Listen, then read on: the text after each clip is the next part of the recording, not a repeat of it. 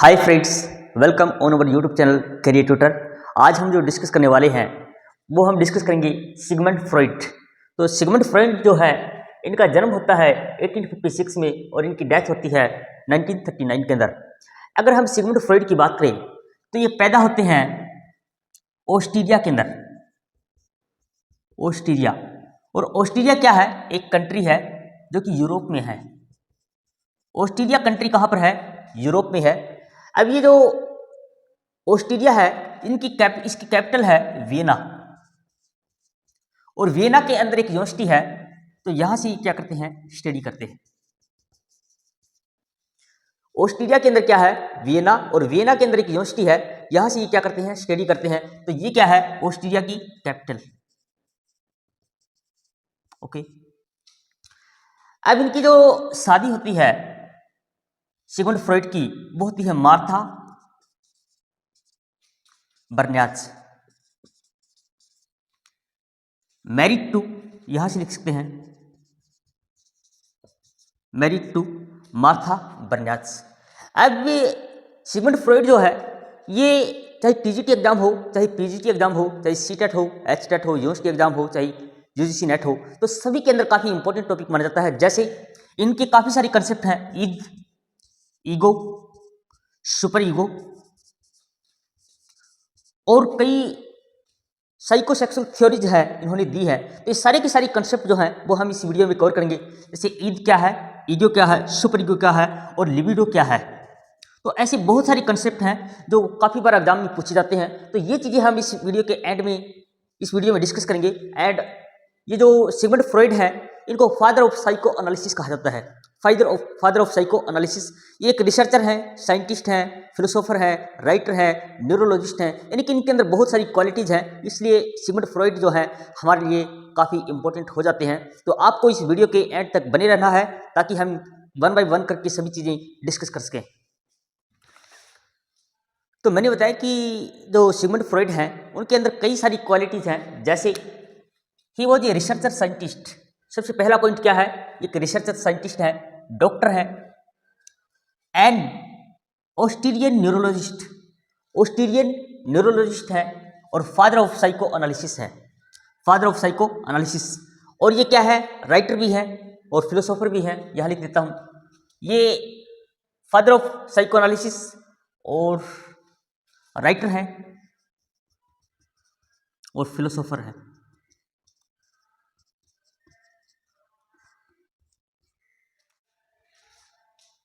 तो अब हमें ये जानना और समझना बहुत इंपॉर्टेंट है कि साइको एनालिसिस क्या है, क्योंकि इनको क्या कंसीडर किया गया है? Father of psychoanalysis. तो साइको एनालिसिस क्या होता है?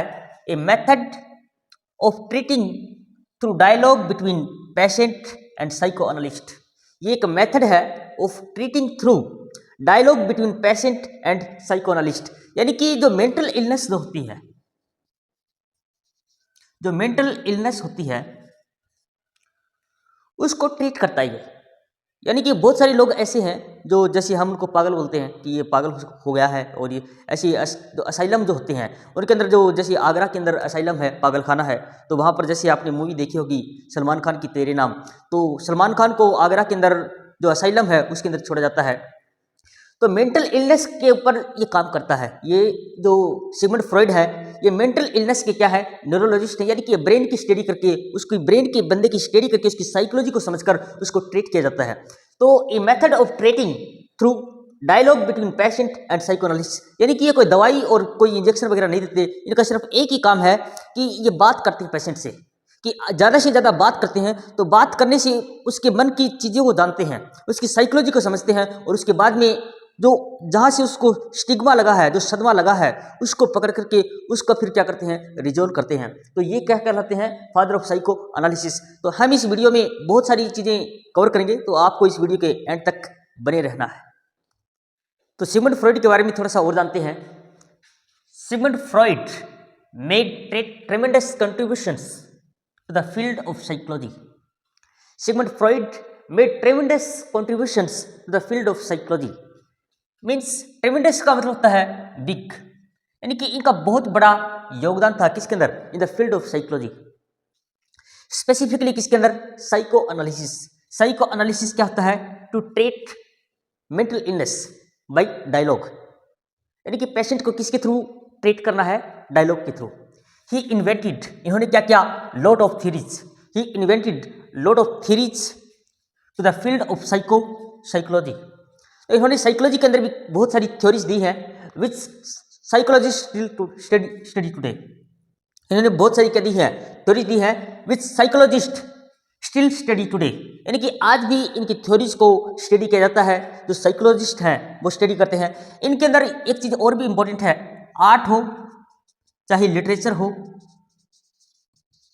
और चाहे साइंस हो, इन तीनों के अंदर इनको स्टडी किया जाता है, आर्ट के अंदर, लिटरेचर के अंदर और साइंस के अंदर, और मेडिकल के अंदर तो इनको किया जाता है क्योंकि ये खुद क्या है? एक न्यूरोलॉजिस्ट है। तो अब हम जो डिस्कस करने वाले हैं वो theories of ego and super ego. उसके बाद में हम डिस्कस करेंगे ओडिपस कॉम्प्लेक्स इनका कंसेप्ट है, और थर्ड पॉइंट हम डिस्कस करेंगे स्टेजेस ऑफ साइकोसेक्सुअल डेवलपमेंट, यानी कि इन्होंने 5 स्टेजेस बताई है कि एक बच्चा जो है उसका साइकोसेक्सुअल डेवलपमेंट कैसे होता है। तो तीनों के तीनों कंसेप्ट जो हैं वो बहुत इंपॉर्टेंट है आपके हर एग्जाम के लिए। तो चलिए हम डिस्कस करते हैं वन बाय वन। चलिए हम डिस्कस करते हैं ईद, ईगो और सुपर ईगो। अब ये ईद, ईगो और सुपर ईगो है क्या, ये समझना बहुत जरूरी है। इन वर्ड को समझने से पहले फ्रूड थ्योरीज ऑफ पर्सनैलिटी, यानी कि फ्रूड ने, जो सिगमंड फ्रॉइड है, इन्होंने क्या दिया है? एक थ्योरी दी है जो पर्सनैलिटी के नाम से दी गई है। तो ईद और ईगो और सुपर ईगो, इन तीनों का हमारी पर्सनैलिटी के अंदर बहुत बड़ा योगदान है, यानी कि हर एक स्टेज जो है वो हमारे बिहेवियर के अंदर, हमारी पर्सनैलिटी के अंदर इम्पैक्ट डालती है। अब जो ईद जो है ये बाई बर्थ आता है। सिगमंड फ्रॉइड क्या कहते हैं कि ईद जो है वो बाई बर्थ हमारे अंदर आ जाता है, जब हम पैदा होते हैं तभी हमारे अंदर क्या जाता है? ईद। जैसे एन इनबोर्न इम्पल्स है, क्या है? एक इनबोर्न इम्पल्स है। जैसे हमारे पास ये है कि हम जो है वो पैदा होते ही हम चल नहीं सकते, लेकिन ऐसे बहुत सारे एनिमल्स हैं जो पैदा होते ही चलने लग जाते हैं। तो उनके अंदर क्या है? वो इंस्टिंक्ट है, आप ये कह सकते हैं इंस्टिंक्ट। इंस्टिंक्ट का मतलब होता है कि जन्मजात होना, इननेटली। तो जैसे ह्यूमन के अंदर एक क्वालिटी है कि हम लैंग्वेज जल्दी सीख जाते हैं, हम बोलने लग जाते हैं, हम बोलते हैं। तो हम जो बोलते हैं, हमारी जो कम्युनिकेशन करते हैं, ह्यूमन बीइंग के अंदर सबसे बेस्ट क्वालिटी क्या है? वो कम्युनिकेट करता है, वो दूसरे को समझ सकता है और हम दूसरे को समझा सकते हैं। तो ये बाई बर्थ है, एन इनबोर्न इम्पल्स है। जैसे नेचुरली बिहेव और रिएक्ट विदाउट हैविंग और थिंक और लर्न। नेचुरली बिहेव और react without having to think और लर्न। जैसे मान लीजिए मैं बात करता हूं कि उड़ना, फ्लाई। अब ये जो पक्षी है, चाहे जो भी पक्षी है, वो क्या करता है? नेचुरली सीख जाता है क्या? उड़ना।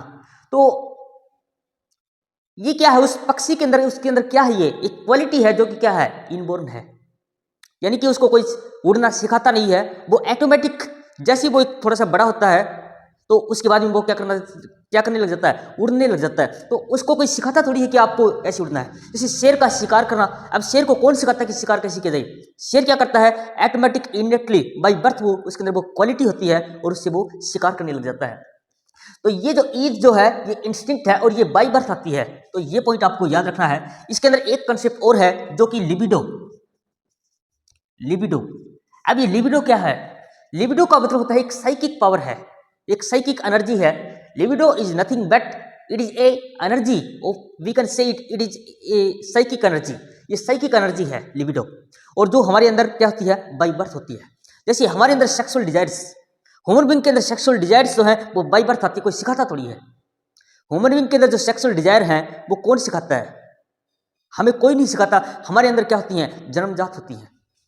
ऐसे ईगो जो होता है ये 3 ईयर के अंदर, जब बच्चा 3 साल का होता है तो ये ईगो आ जाता है उसके अंदर। ईगो का क्या मतलब क्या होता है? ये thing that is actually experienced. ये किसके ऊपर बेस कर है? ये हमारी रियलिटी के ऊपर बेस है। जो ईगो है, ईगो आप ये भी कह सकते हैं कि ईद और सुपर ईगो के बीच का क्या है? बैलेंस है। ईद और ईगो के बीच का जो बैलेंस करने का काम जो है वो कौन करता है? ईगो। ईद और सुपर ईगो के बीच का जो बैलेंस करने का काम है वो ईगो करता है। और ईगो किसके ऊपर बेस है? रियलिटी के ऊपर base, a thing that is actually experienced. Super ego क्या है? ये जब बच्चा 5 साल का होता है तो उसके अंदर सुपर ईगो आ जाता है। ये crucial component of human being माना जाता है, ये crucial component of human being. तो ये जो बेस है ये मोरालिटी के ऊपर बेस है, मोरालिटी। ये याद रखना है, ये काफी बार एग्जाम में पूछा जाता है कि ईग जो है वो इंस्टिंक्ट यानी कि बाई बर्थ आता है, ईगो जो है वो 3 साल के बच्चे के अंदर आता है, सुपर ईगो 5 साल के बच्चे के ऊपर आता है। 5 साल का जब बच्चा हो जाता है उसके अंदर सुपर ईगो आ जाता है। तो ये इंस्टिंक्ट के ऊपर बेस है यानी कि बाई बर्थ है, ये रियलिटी के ऊपर बेस है और ये मोरालिटी प्रिंसिपल के ऊपर बेस है। जैसे जो कोई भी जैसे बच्चा है और उसको किसी ने थप्पड़ मारा तो बाई बर्थ बच्चा क्या करेगा? रोएगा। बाई बर्थ बच्चा क्या करेगा? रोएगा। जो ईगो जो है उसके अंदर एकदम से आएगा और वो क्या काम करेगा? वो सोचेगा कि इसने मुझे थप्पड़ क्यों मारा। बच्चे को किसी ने थप्पड़ मारा क्योंकि हो सकता है उसने गलती की है। तो बच्चा इंस्टिंक्ट से हमारा अंदर क्या आता है? हम एकदम से एंगर हो जाते हैं, हम गुस्से में हो जाते हैं। मगर सुपर ईगो जो सुपर ईगो है वो उसका रिस्पॉन्स करेगा। सुपर ईगो क्या करेगा? रिस्पॉन्स करेगा। ये बाई बर्थ क्या करेगा? इसको गुस्सा आएगा, ये इसको क्या करेगा? सुपर ईगो जो है वो सोचेगा कि व्हाट इज रॉन्ग और what is right, what is good और व्हाट इज बैड, यानी कि मोरालिटी के ऊपर बेस करेगा। अगर ये बड़ा है, अगर बच्चे के थप्पड़ मारने वाला बड़ा है तो वो क्या करेगा? रॉन्ग और राइट, रॉन्ग और राइट, रॉन्ग और राइट, रॉन्ग और राइट को गुड और बैड, यानी कि इसके अंदर आप इसके मोरल्स हैं, यानी कि बच्चे के अंदर मोरल्स क्या होते हैं? धीरे धीरे उसके अंदर मोरल्स आते हैं, उसके संस्कार आते हैं। तो वही बात कर रहे हैं। तो ईगो जो है वो बैलेंस करेगा। तो आपको ये तीनों की तीनों चीजें कंसेप्ट मुझे उम्मीद है कि आपको समझ में आ गया होगा। और अब हम साइकोसेक्सुअल जो स्टेजेस हैं उसको हम डिस्कस करेंगे। तो आपको इस वीडियो के एंड तक बने रहना है और आप इस वीडियो पे नए हैं तो चैनल को सब्सक्राइब करें। अब हम जो डिस्कस करने वाले हैं वो बहुत ही important 5 psychosexual stages, 5 psychosexual stages को हम डिस्कस करेंगे। तो 5 स्टेजेस कौन सी हैं ये जान लेते हैं। The oral, the anal, the phallic, the latent, the genital. The oral, the anal, the phallic, the latent, the genital. अब देखिए ये जो ओरल स्टेज है ये 1 महीने से लेकर के 18 महीने तक बच्चे के अंदर ओरल स्टेज आ जाती है। तो इसके अंदर जो बच्चा जो है वो जितने भी प्लेजर है वो ऑल प्लेजर यानी कि माउथ के थ्रू बच्चा क्या करता है? एहसास करता है। बच्चा बोलने की कोशिश करता है, यानी कि जो भी प्लेजर बच्चे को मिलता है वो माउथ के थ्रू करता है। और उसको बच्चे को क्या करवाई जाती है? फीडिंग, यानी कि बच्चा जो है वो सिर्फ फीडिंग के सहारे जीवित रहता है, उसको फीडिंग करवाई जाती है, उसको मदर का दूध पिलाया जाता है। तो ये जो स्टेज है ये ओरल स्टेज है और इसको 1 महीने से लेकर के 18 महीने तक बच्चे के अंदर डेवलपमेंट होता है। तो ये डिपेंड करती है किसके ऊपर? माउथ प्लेजर के ऊपर, यानी कि ओरल प्लेजर। अब जो एनल स्टेज है, सेकंड जो एनल स्टेज है ये 1 to 3 ईयर के अंदर आती है। जो बच्चे का डेवलपमेंट होता है वो एनल स्टेज के अंदर 1 से 3 साल तक होता है और इसके अंदर बच्चे को टॉयलेट ट्रेनिंग दी जाती है। टॉयलेट ट्रेनिंग दी जाती है यानी कि बच्चे को बैठना कैसे है, बच्चे को लैट्रिन कैसे करवाना है, बच्चे को बाथरूम कैसे करवाना है। तो ये क्या है? टॉयलेट ट्रेनिंग दी जाती है 1 से 3 साल के बच्चे को। अब ये जो है टॉयलेट ट्रेनिंग जो है, अगर बच्चे को हम ठीक से सिखाएंगे नहीं कि बच्चे को टॉयलेट कैसे करना है, बच्चे को लैट्रिन कैसे करना है, बच्चे को बाथरूम कैसे करना है, अगर ये हम सिखाएंगे नहीं तो बच्चा जो है वो एक अलग ही बिहेवियर का, एक अलग ही नेचर का बन जाएगा। तो इसलिए माँ बाप को बहुत ध्यान देने की जरूरत है। जब बच्चा 1 to 3 ईयर का होता है यानी कि 1 से 3 साल का होता है तो उसको ठीक से ट्रेनिंग दे। वरना जो आप देखते हैं समाज के अंदर बहुत सारी लड़के ऐसे होते हैं जो अजीब सी हरकतें करते हैं लड़कियों के अंदर बीच में जाकर के। तो वो क्या होता है कि उनके माँ बाप ने उनको ठीक से ट्रेनिंग नहीं दी, उनको ठीक से बैठना नहीं सिखाया, ठीक से उनको लैट्रिन करना नहीं सिखाया, ठीक से उनको बाथरूम करना नहीं सिखाया। तो ये कौन बोलते हैं? सिगमंड फ्रॉइड बोलते हैं। अब जो थर्ड जो सबसे कंट्रोवर्शियल एज है वो है द फैलिक। यहां पर क्या होता है कि बच्चे के फैलिक स्टेज के अंदर बच्चे के प्राइवेट पार्ट हैं वो क्या हो जाते हैं? एक्टिव हो जाते हैं। फैलिक स्टेज जो है ये सबसे मोस्ट कंट्रोवर्शियल स्टेज माना जाता है क्योंकि यहाँ पर बच्चे के प्राइवेट पार्ट हैं वो एक्टिव हो जाते हैं। और यहाँ पर एक कंसेप्ट आता है वो आता है ओडिपस कॉम्प्लेक्स। जो ओडिपस कॉम्प्लेक्स है, ये जो एज जो है ये 3 से लेकर 6 साल तक के बच्चे के अंदर आती है और यहाँ पर बच्चे के प्राइवेट पार्ट एक्टिव हो जाने से यहाँ पर ओडिपस कॉम्प्लेक्स आ जाता है। और ओडिपस कॉम्प्लेक्स के अंदर एक थॉमस हार्डी ने बहुत अच्छा नॉवल लिखा है जिसको आपने शायद पढ़ा होगा, सन्स एंड लवर्स। तो सन्स एंड लवर्स के अंदर आपने थॉमस हार्डी का जो नॉवल है सन्स एंड लवर्स, उसके अंदर मेन थीम जो है वो ओडिपस कॉम्प्लेक्स है, यानी कि सन्स एंड लवर्स। तो यहाँ पर बच्चा क्या करता है, बच्चा ये जो सिगमंड फ्रॉइड है ये बोलते हैं कि a child want to sex with his mother, a child want to sex with his mother and he want to kill his father. 1 से लेकर 3, जो 3 से लेकर 6 साल का बच्चा है, ये ओडिपस कॉम्प्लेक्स उसके अंदर प्राइवेट पार्ट एक्टिव हो जाने से यहाँ पर a child want to sex with his mother, एक बच्चा जो है वो अपनी माँ से सेक्स करना चाहता है। And he also want to kill his mother, sorry to kill his father. ये जो बच्चा जो बॉय जो है want to kill his father because he want to get the sexual pleasure with his mother. तो ये जो बच्चा है ये सेक्सुअल प्लेजर चाहता है किसी मदर से, तो इसको मोस्ट कंट्रोवर्शियल एज माना जाता है। सेकंड जो है वो लैटेंट है। लैटेंट जो है ये 3 से लेकर के 7 to 13 ईयर्स। जो लैटेंट एज जो आती है ये 7 से लेकर के 13 साल तक के बच्चे के अंदर आती है और यहाँ पर सेक्सुअल एनर्जी रिप्रेस्ड की जाती है। सेक्सुअल एनर्जी को क्या किया जाता है, रिप्रेस्ड किया जाता है, उसको दबाया जाता है।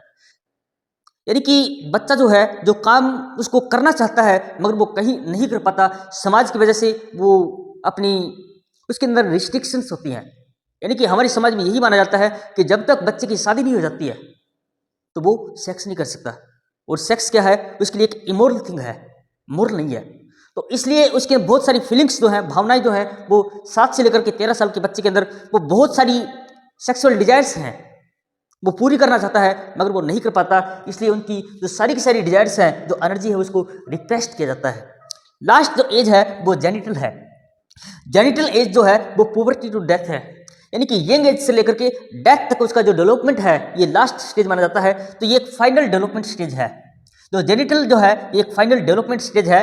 The individual develops strong sexual interest in the opposite sex, यानी कि जब जेनिटल के अंदर आता है जो 13 साल से ऊपर के बच्चे हो जाते हैं, यानी कि 16-17 साल से लेकर के आगे टिल टू डेथ, तो ये जो एज है यहाँ पर इंडिविजुअल डेवलप्स ए स्ट्रॉन्ग क्या sexual interest in the opposite sex, यानी कि बच्चे के अंदर सेक्सुअल इंटरेस्ट जो है वो पैदा हो जाता है ऑपोजिट सेक्स के लिए। तो हमने सिगमंड फ्रॉइड की जो साइकोसेक्सुअल जो स्टेजेज हैं वो हमने 1 by 1 करके डिस्कस किया है। तो इसके अंदर 1-2 पॉइंट काफी इंपॉर्टेंट और हैं, उसको भी हम डिस्कस कर लेते हैं। तो यहाँ पर 2 इंपॉर्टेंट चीजें हैं वो मैं आपको बताने वाला हूँ कि जो ओरल, एनल, फेलिक और लैटेंट और जेनिटल, ये जो 5 स्टेजेज हैं, being unsatisfied at any stage का result in fixation. Being unsatisfied at any stage का रिजल्ट इन फिक्सेशन। अगर कोई बच्चे को इसमें से ठीक से बच्चे का डेवलपमेंट नहीं हुआ, उसको ठीक से उसकी डेवलपमेंट नहीं हुआ, साइकोसेक्सुअल उसका डेवलपमेंट नहीं हुआ, तो बच्चा क्या करेगा, कैन रिजल्ट इन फिक्सेशन, यानी कि बच्चा फिक्सेशन का आदी हो जाएगा। जैसे अगर बच्चा ओरल स्टेज के अंदर उसको ठीक से फीडिंग नहीं करवाई गई, उसको ठीक से माँ का दूध नहीं पिया गया, तो ये जो बच्चा जो है ये ड्रिंकर बन जाएगा, ये ड्रिंकिंग करेगा, स्मोकिंग करेगा और बच्चा ईटिंग करेगा और भी कई सारी चीजें हो सकती हैं एटसेट्रा। यानी कि बच्चा यहाँ पर जो है वो ड्रिंकार्ड होने का बहुत ज़्यादा संभावना है, स्मोकिंग करने की बहुत सारा संभावना है, वो अजीब तरह की चीज़ें खाने की संभावना है अगर ये बच्चा ओरल से, यानी कि ओरल स्टेज के अंदर उसको ठीक से प्लेजर नहीं मिला। तो ऐसे अगर being satisfied can result in a healthy personality. अगर बच्चे का इन स्टेजेस के अंदर सिगमंड फ्रॉइड के अनुसार क्या कहते हैं कि अगर ये स्टेजेस जो हैं इनका ठीक से अंदर अगर बच्चे का विकास हुआ तो being satisfied can result in a healthy personality, तो बच्चे का एक अच्छा व्यक्तित्व, एक अच्छी पर्सनैलिटी, अच्छे विचार उसके अंदर होंगे। तो सिगमंड फ्रॉइड जो है इसलिए इनको क्या माना गया है, फादर ऑफ साइको एनालिसिस। तो हमने इस लेक्चर के अंदर बहुत सारी चीज़ें डिस्कस की हैं। अब मैं आपको 2 कंसेप्ट और बताता हूं जो कि काफ़ी इंपॉर्टेंट हैं। लिबिडो का कंसेप्ट जो कि काफ़ी बार एग्जाम में पूछा जाता है। हमारी जो कंसेप्ट हैं, हमारे जो लास्ट कंसेप्ट हैं उसको डिस्कस करते हैं, इरोज एंड थनाटोज। ये 2 जो टर्म जो है ये चाहे सीटेट हो चाहे एचटेट हो चाहे ये नेट का एग्जाम हो, ये टर्म काफ़ी बार पूछी जाती है, चाहे कोई भी एग्जाम हो, इरोज एंड थानाटोज। तो इरोज का लिंक जो है वो लाइफ से है, इरोज का कॉन्टेक्ट किससे है, लाइफ से है, और थानाटोज का लिंक किससे है, डेथ से है। इरोज का कॉन्टेक्ट लाइफ से है, थानाटोज का कॉन्टेक्ट किससे है, डेथ से है। अब देखिए, the energy created by the life drive is known as libido. यानी कि ये जो लिबिडो जो है ये किसके ऊपर बेस है, ये प्लेजर प्रिंसिपल पे बेस है, प्लेजर प्रिंसिपल। ये क्या है, एक साइकिक पावर है, साइकिक एनर्जी है, एक सेक्सुअल एनर्जी कह सकते हैं आप इसको। लिबिडो को आप क्या कह सकते हैं, सेक्सुअल एनर्जी। तो इरोज का लिंक किससे, लाइफ से। यानी कि जो एनर्जी जो हमारे पास आती है, जो हमारे पास साइकिक एनर्जी है, जो हमारे पास सेक्सुअल पावर है, वो किस लिए काम आती है, वो हमारी लाइफ को रोटेट करने के लिए काम आती है। अगर हमारे पास सेक्सुअल एनर्जी नहीं होगी, सेक्सुअल पावर नहीं होगी, तो हम आगे बच्चे पैदा नहीं कर सकते हैं। तो इरोज का कॉन्टेक्ट किससे, लिबिडो से है, और लिबिडो किसके ऊपर बेस है, प्लेजर प्रिंसिपल के ऊपर बेस है। अब जो थानाटोज है ये डेथ के ऊपर बेस है। अब ये जो थानाटोज के अंदर हम जो डिस्कस करेंगे वो बियॉन्ड द प्लेजर प्रिंसिपल, यानी कि लिबिडो किसके ऊपर बेस है, ये प्लेजर प्रिंसिपल भी काम करता है, और जो थानाटोज है ये बियॉन्ड द प्लेजर प्रिंसिपल, यानी कि प्लेजर प्रिंसिपल से बियॉन्ड जाता है। The aim of all life is death. Thanatos क्या कहता है कि ये जो लाइफ है इसका मेन एम क्या है, डेथ है। Human are driven toward death and destruction, यानी कि ह्यूमन जो है थानाटोज के अंदर जो पूरा का पूरा कंसेप्ट है वो बियॉन्ड प्लेजर प्रिंसिपल से है, और ये जो ह्यूमन ड्राइवन जो है, यानी कि जैसे जैसे इंसान की एनर्जी खत्म होती जाती है तो वो डेथ और डिस्ट्रक्शन की तरफ चला जाता है, यानी कि इंसान का अंत होने लग जाता है। तो इसलिए ये कंसेप्ट जो है बहुत इंपॉर्टेंट है। तो आपको इसको दोबारा बार बार देखना है, और फिर भी अगर आपको कोई डाउट है तो आप कमेंट सेक्शन में ज़रूर डालें। और इसके बाद हम एक वीडियो और लेके आ रहे हैं, जो सिगमंड फ्रॉइड की जो ड्रीम एनालिसिस इंटरप्रिटेशन है, जो ड्रीम की थ्योरी है कि वाई वी टेक ड्रीम, तो ऐसे बहुत सारे कंसेप्ट हम नेक्स्ट वीडियो में लेके आने वाले हैं। तो आप इस वीडियो पे नए हैं तो चैनल को सब्सक्राइब करें, दोस्तों को शेयर करें, और चलते चलते लाइक करें। थैंक यू सो मच, मिलते हैं नेक्स्ट वीडियो में।